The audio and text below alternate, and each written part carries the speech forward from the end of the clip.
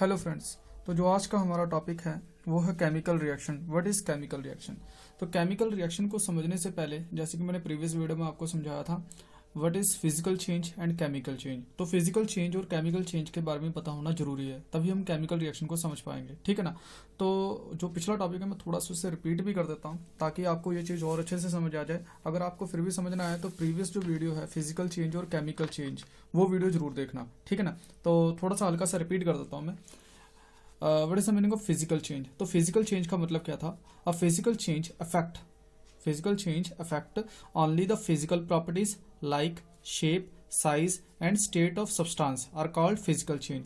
तो physical change में क्या होगा? जो मटेरियल की फिजिकल प्रॉपर्टी है, जैसे उसका शेप हो गया, उसकी शेप क्या है, शेप में चेंजेस होना, साइज में चेंजेस होना, या state of substance means solid to liquid, liquid to gas, इसमें जो चेंजेस होंगी उसे हम क्या कहेंगे? Physical change. तो फिजिकल चेंज में क्या था? No new substances are formed. यहाँ पर कोई भी नया जो पदार्थ है वो पैदा नहीं होगा, न्यू सब्सटेंस नहीं फॉर्म्ड होगा, ठीक है ना। और no change in chemical composition, और ना ही केमिकल कॉम्पोजिशन में कोई चेंजेस होगी। मतलब ओरिजिनल मटेरियल जैसा था वैसा ही दूसरा मटेरियल भी होगा, जो चेंजेस आएंगे शेप और साइज के बाद, ठीक है ना। तो केमिकल चेंजेस में कोई भी चेंजेस नहीं होंगे, केमिकल जो कॉम्पोजिशन है वहां पर कोई भी चेंजेस नहीं होंगे, ठीक है ना। उसके बाद ये टेम्परेरी चेंज होगा। जब भी फिजिकल चेंज होगा टेम्परेरी होगा, और टेम्परेरी होने के साथ इट मीन्स ये रिवर्सिबल नेचर। और जो फिजिकल चेंज है वो रिवर्सिबल इन नेचर होगा, मतलब जो ओरिजिनल मटेरियल है उसे हम दोबारा गेन कर सकते हैं, ठीक है ना। और physical change is not a chemical reaction, कि जहां पर भी फिजिकल चेंज होगा उसे हम केमिकल रिएक्शन नहीं कह सकते, ठीक है ना। एग्जांपल जैसे मैंने बात की थी मेल्टिंग ऑफ आइस, तो मेल्टिंग ऑफ आइस को ध्यान से समझे, यहाँ पर हमको फिजिकल चेंज समझ आ जाएगा, ठीक है ना। क्या फिजिकल चेंज है? मेल्टिंग ऑफ आइस, आइस मतलब आइस क्यूब लिए यहाँ पर, बर्फ, ठीक है ना, और बर्फ की एक क्यूब है। तो अगर ये मेल्ट हो जाए, मेल्टिंग ऑफ आइस, अगर ये मेल्ट हो जाए, मेल्ट होने के बाद ये किस में कन्वर्ट हो जाएगा? लिक्विड में। तो देखो यहाँ पर सॉलिड टू लिक्विड, तो मैंने कहा था जब स्टेट ऑफ सब्सटेंस आएगा, किसी कोई भी मटेरियल की अगर स्टेट ऑफ सब्सटेंस को इफेक्ट करे तो उससे हम क्या कहते थे? Physical change. तो यहाँ पर ये सॉलिड फॉर्म में था, यहाँ पर ये किस में कन्वर्ट हो गया? लिक्विड फॉर्म में। तो ये हमारे पास क्या है? Physical change. और दूसरा फिजिकल चेंज की प्रॉपर्टी क्या है कि यहाँ पर जो कॉम्पोजिशन है और यहाँ पर जो जिससे मिलकर बना हुआ है उसमें कोई चेंजेस नहीं होंगे। तो जैसे आइस है, बर्फ किससे मिलकर बना? H2O के मॉलिक्यूल से, ठीक है ना। और जो वहां पर लिक्विड फॉर्म में वाटर है वो भी किससे मिलकर बना? H2O से। तो यहाँ पर केमिकल कॉम्पोजिशन भी क्या है? Same's, there is a no change, ठीक है ना। एक तो जो इसका स्टेट ऑफ सब्सटेंस पे फर्क पड़ा, दूसरा कोई चेंजेस नहीं हुई केमिकल कॉम्पोजिशन में, थर्ड वन शेप, यहाँ पर क्या है? शेप यहाँ पर देखा जाए क्यूब फॉर्म में, यहाँ पर नो शेप। तो शेप पे भी जो इफेक्ट करेगा उसे भी हम क्या कहेंगे? फिजिकल चेंज, ठीक है ना। इसी तरीके से मैंने कैंडल की एग्जांपल ली थी, तो कैंडल में दोनों चेंजेस होती हैं। वैसे यहाँ पर हम जो चेंज को ऑब्जर्व कर रहे हैं वो है फिजिकल चेंज, ठीक है ना। तो जो कैंडल को जलाते हैं तो जो यहाँ पर वैक्स है सॉलिड फॉर्म में वो मेल्ट होकर कुछ यहाँ पर मेल्टेड फॉर्म में जो हमारे पास ये वैक्स है, तो जो मेल्टेड फॉर्म वैक्स है उसे हम फिजिकल चेंज कह सकते हैं, ठीक है ना। इसके बाद अगर हम बात करें बॉइलिंग ऑफ वाटर, वाटर का बॉयल होना, तो पानी है, ठीक है ना, यहाँ पर लिक्विड फॉर्म में, जब बॉयल होने के बाद ये स्टीम में कन्वर्ट होना स्टार्ट हो जाएगा। बट अगर देखा जाए जो लिक्विड फॉर्म में वाटर है वो भी H2O से मिलकर बना हुआ है, और जो स्टीम में कन्वर्ट हुआ वो भी किससे मिलकर बना है? H2O से। बट फर्क क्या है इसमें? स्टेट, यहाँ पर लिक्विड फॉर्म है और यहाँ पर गैसेस फॉर्म है। स्टेट ऑफ सब्सटेंस को इफेक्ट किया, स्टेट ऑफ सब्सटेंस को इफेक्ट किया मतलब फिजिकल प्रॉपर्टी को इफेक्ट किया, फिजिकल चेंज, ठीक है ना। और बट कॉम्पोजिशन क्या है यहाँ पर? Same, clear. और स्टीम टू लिक्विड भी हम कन्वर्ट कर सकते हैं, ठीक है ना। तो रिवर्सिबल, ये एक रिवर्सिबल इन नेचर भी है, क्लियर।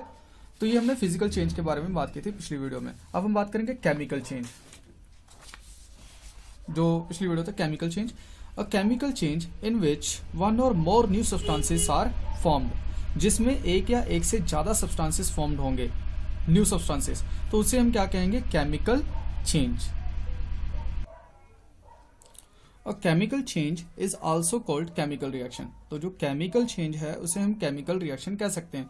तो जहां भी केमिकल चेंज होगा वहां पर एक या एक से ज्यादा न्यू सब्सटेंसेस फॉर्म होंगे, जो न्यू सब्सटेंसेस फॉर्म होने के कारण, ये किसके कारण होंगे? केमिकल चेंज कारण। और केमिकल चेंज को हम क्या कह सकते हैं? केमिकल रिएक्शन कह सकते हैं। और कोई भी केमिकल रिएक्शन को हम केमिकल इक्वेशन से भी रिप्रेजेंट कर सकते हैं, ठीक है ना। तो केमिकल चेंज में हमने क्या पढ़ा था? न्यू सब्सटेंसेस फॉर्म होंगे, नए सब्सटेंस बनेंगे, और उनकी जो कॉम्पोजिशन है केमिकल कॉम्पोजिशन, वहां पर भी चेंजेस होंगे। Change in chemical composition permanent change होगा, मतलब टेम्परेरी नहीं होगा। केमिकल चेंज में परमानेंट होगा, फिक्स होगा कि एक बार बन गया तो बन गया। इरिवर्सिबल नेचर, मतलब कि दोबारा हम ओरिजिनल मटेरियल को गेन नहीं कर सकते, ठीक है ना। और जो इंपॉर्टेंट पॉइंट है, मोस्ट इंपॉर्टेंट पॉइंट जो आज के वीडियो के लिए है, केमिकल रिएक्शन के बारे में बात करेंगे। तो यहाँ पर देखो ये point, a chemical change is also known as chemical reaction, कि जहां भी केमिकल चेंज होगा उसे हम एक तरह के हिसाब से कह सकते हैं केमिकल रिएक्शन, कि जहां पर केमिकल चेंज हुआ हम तभी समझ जाएंगे कि यहाँ पर कोई केमिकल रिएक्शन हुई है, कोई ना कोई केमिकल रिएक्शन हुई है, ठीक है ना। फॉर एग्जाम्पल जैसे मैंने बात की थी मिल्क टू कर्ड, जब हम दूध है, दूध को दही में कन्वर्ट करते हैं तो जो मिल्क का टेस्ट कुछ और होगा, इसकी प्रॉपर्टीज कुछ और होंगी, कर्ड की कुछ और प्रॉपर्टीज होंगी, केमिकल प्रॉपर्टीज, ठीक है ना। तो मिल्क इनटू कर्ड देखा जाए क्या टेम्परेरी है या परमानेंट? टेम्परेरी, बिकॉज क्योंकि कर्ड को हम मिल्क में कन्वर्ट नहीं कर सकते, तो देखा जाए ये परमानेंट चेंज है, therefore it is a chemical change. इसी तरह हमने दूसरे एग्जाम्पल की बात की थी, रस्टिंग ऑफ आयरन, लोहे का जंग लगना। तो लोहे को जब जंग लग जाता है तो लोहे का जो जंग लगा हुआ मटेरियल होता है वो खराब हो जाता है मटेरियल, दोबारा हमें ओरिजिनल मटेरियल तो नहीं मिलेगा, तो it is also called chemical change. Digestion of food in our body, तो जो खाना पचता है हमारे शरीर में, जो खाने का पचना, तो ये भी क्या है, डाइजेशन ऑफ फूड भी क्या है, केमिकल चेंज। इसी तरीके से हम बात करें burning of wood, burning of coal या बर्निंग ऑफ एनीथिंग, किसी भी चीज का जलना, किसी भी चीज का जलना, तो वो भी क्या है, एक केमिकल चेंज।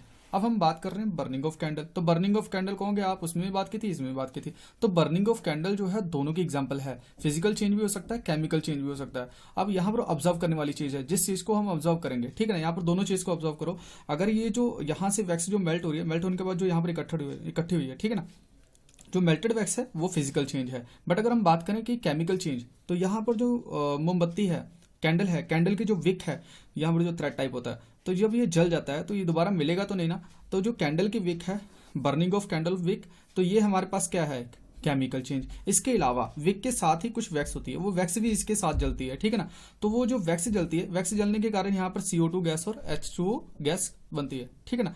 तो ये भी क्या है, ये न्यू सब्सटेंसेस फॉर्म हो रहे हैं केमिकल चेंज के कारण, तो ये भी हमारे पास क्या है, केमिकल चेंज। यहाँ पर जो वैक्स है वो वैक्स के जलने के कारण CO2 गैस और H2O गैस, न्यू सब्सटेंसेस बन रहे हैं, ठीक है ना।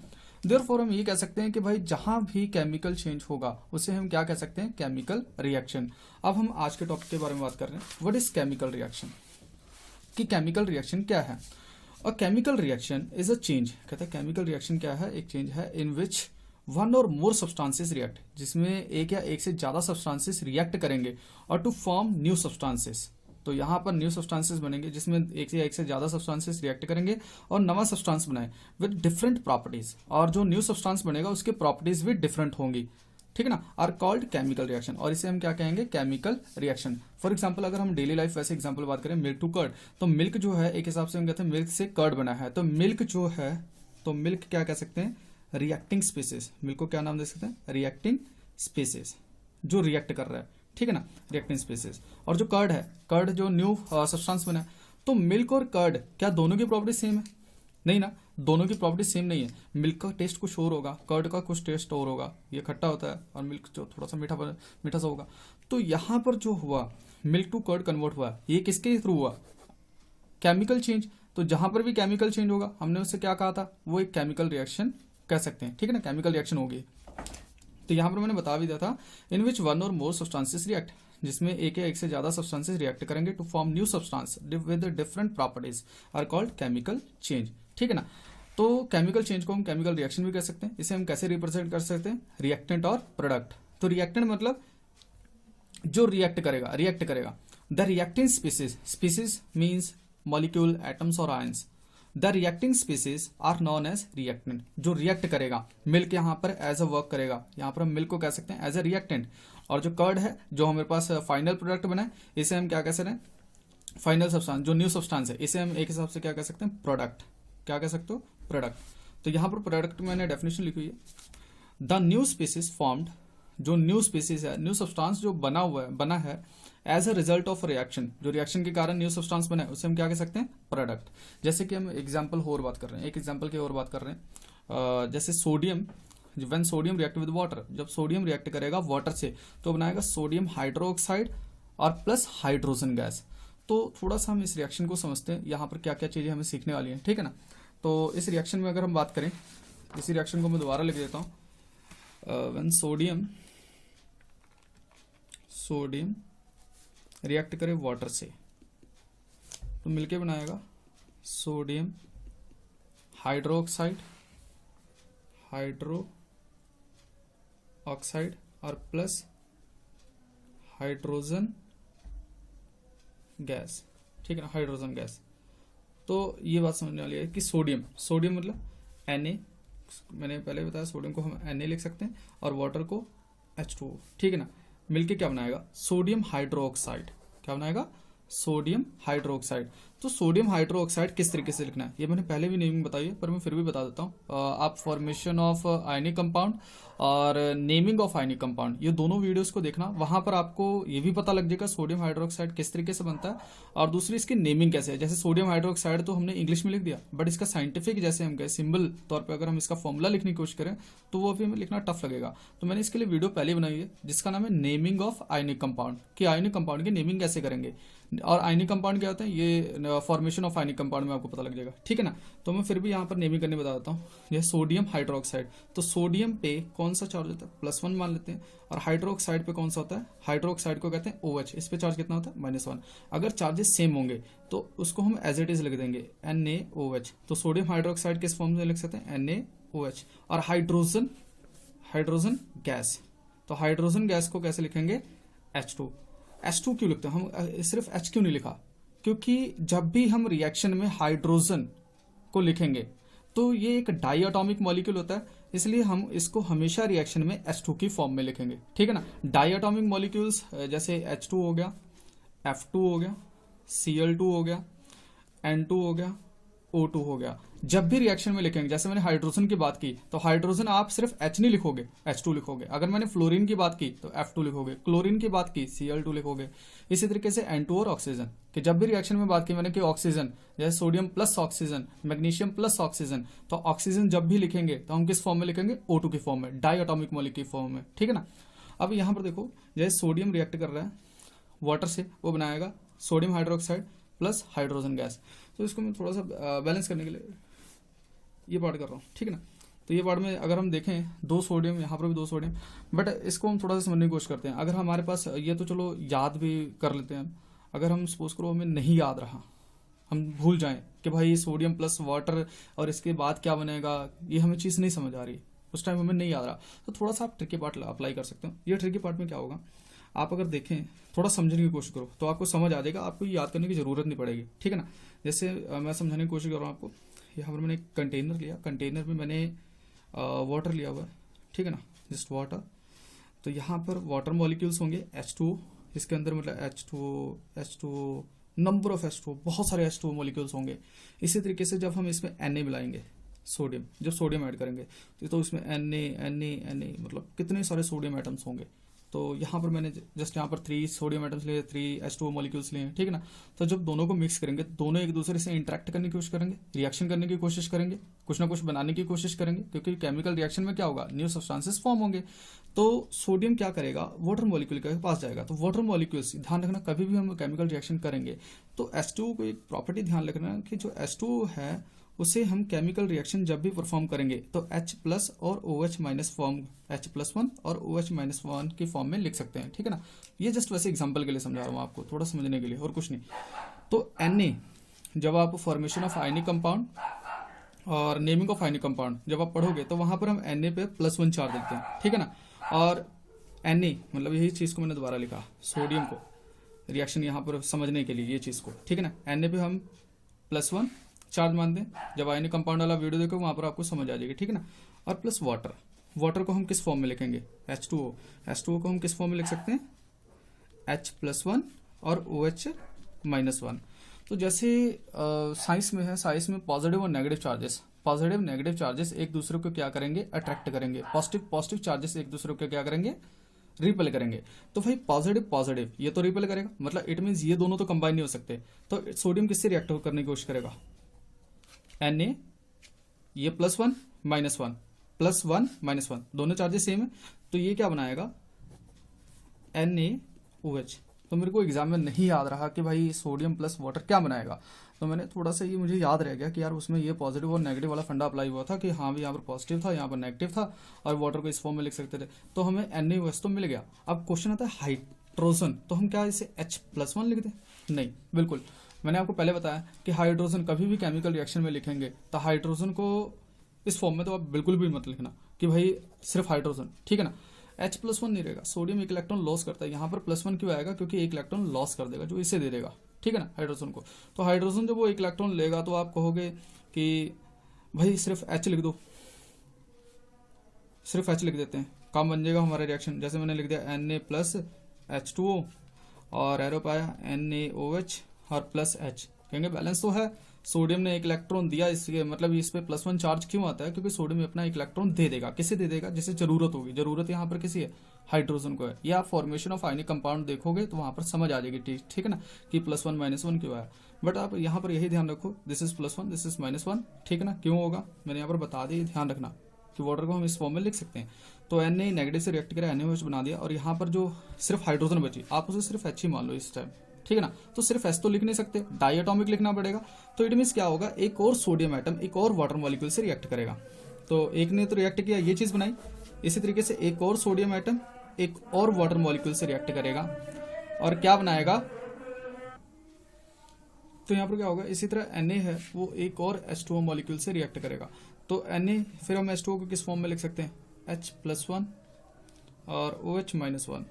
तो भाई सोडियम जो है, सोडियम अपना ऑक्टेट कंप्लीट करने के लिए जब फॉर्मेशन ऑफ आयनिक कंपाउंड में पढ़ोगे तो सोडियम पे +1 चार्ज क्यों है, तो वहां पर आपको समझ आ जाएगी, ठीक है ना। तो सोडियम पे वैसे हम मान लेते हैं यहाँ पर +1 चार्ज है, तो सोडियम क्या करेगा OH-1 से, क्योंकि +1 ही होता है, मोस्ट रिएक्टिव है, एक इलेक्ट्रॉन जल्दी लॉस कर देगा। तो ये क्या करेगा, NaOH से रिएक्ट करेगा, पॉजिटिव नेगेटिव अट्रैक्ट करेंगे, NaOH बना देगा, क्लियर। बाकी जो इसका एक इलेक्ट्रॉन था, ये हाइड्रोजन के पास कमी थी, तो ये हाइड्रोजन एक इलेक्ट्रॉन लेगा और न्यूट्रल में जस्ट ऐसे कन्वर्ट हो जाएगा। अब ध्यान से देखो, ना तो हम अकेले हाइड्रोजन को नहीं लिख सकते, बट अगर ये दो हाइड्रोजन की बात करें तो डायटोमिक में कन्वर्ट हो सकता है। तो हम ये दोनों रिएक्शंस को अगर कंबाइन करके लिखें तो हम ये समझ सकते हैं 2Na, एक Na 2Na plus 2H2O arrow पाके 2NaOH प्लस H2, तो इस फॉर्म में हम लिख सकते हैं, ठीक है ना। तो रिएक्शन तो चाहे हम याद ही कर ले कि हाँ भी सोडियम प्लस वाटर जो मिलकर बनाएगा, sodium hydroxide then plus hydrogen gas. अगर मान लीजिए हमें यही सिर्फ चीज़ याद रही, इसके बाद ये चीज़ नहीं याद रही, तो मैंने इसके लिए बताया कि आप ध्यान से सोचो कि क्या चीज़ पॉसिबल हो सकती है। तो सोडियम है, वाटर को H+OH- फॉर्म में लिख सकते हैं। तो एक सोडियम एटम एक वाटर मॉलिक्यूल के पास गया तो क्या हो सकता है, वहाँ पर क्या चीज़ पॉसिबल है। तो जो वाटर है डिसोसिएट होएगा OH-1 और H+1।